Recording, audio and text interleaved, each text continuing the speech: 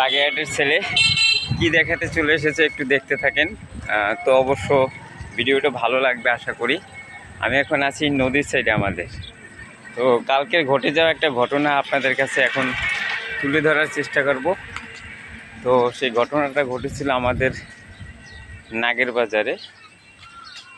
তো দেখবেন এখন এখানে আমি কোথায় চলে এসেছি।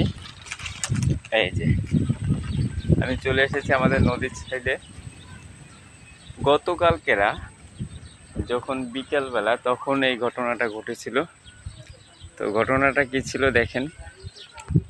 আমি যে নারকেল গাছটার কাছে দাঁড়ানো আছি দেখতে পাচ্ছেন, এই নারকেল গাছে একটা ঠাটা পড়ছে, অর্থাৎ আমরা যেটাকে বলি ঠাটা, সেটা কিন্তু আসলে ঠাটা না।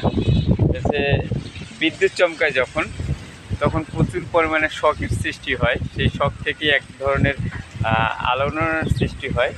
সেই আলোড়নের কারণে হচ্ছে নিচে নেমে আসে বিদ্যুৎ চমকানোটা। তো নিচে নেমে আসার কারণে সেটা যেখানে পড়ে সেখানটায় কিন্তু এক ধরনের সৃষ্টি করে, শকের সৃষ্টি করে। তো এখন দেখতে পাচ্ছেন এই যে এখানটায় যে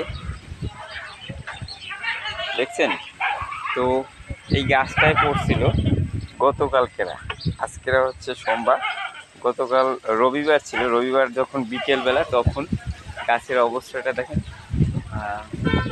এক সাইড দিয়ে পড়ছিল উপরে, গাছটা হচ্ছে পুড়েও গেছে।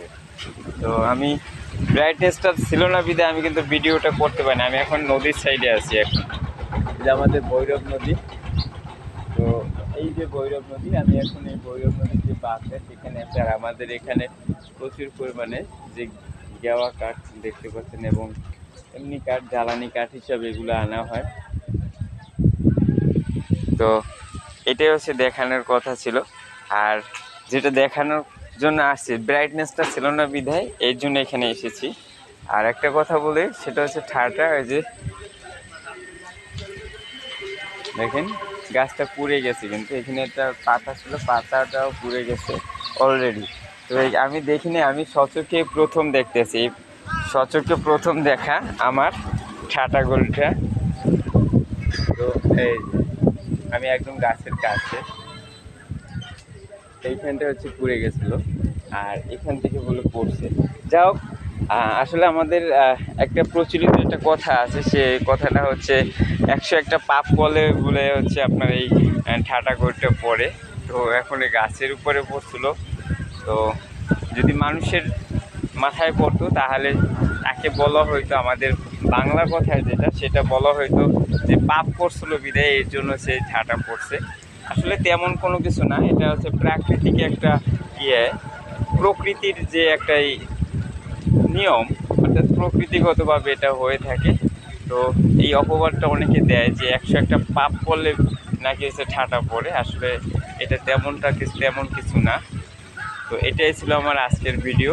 তো দেখেন, আর আপনাদের জন্য এই ভিডিওটা করার কারণ হচ্ছে, যখন দেখবেন আকাশে প্রচুর পরিমাণ মেঘ জমেছে তখন, এবং বিদ্যুৎ চমকাছে, সবাই একটু নিরাপদ আশ্রয়ে থাকার চেষ্টা করবেন। তো এটা করার জন্য আমি এখানে চলে এসেছিলাম। অসংখ্য ধন্যবাদ। ভিডিওটা ভালো লাগলে অবশ্য লাইক কমেন্ট করে যাবেন, শেয়ার করতে হবে না। আর যেটা আমি আপনাদেরকে বলবো, সবসময়ের জন্য সচেতন থাকবে। সচেতনতাই পারে আপনার জীবনকে রক্ষা করবে।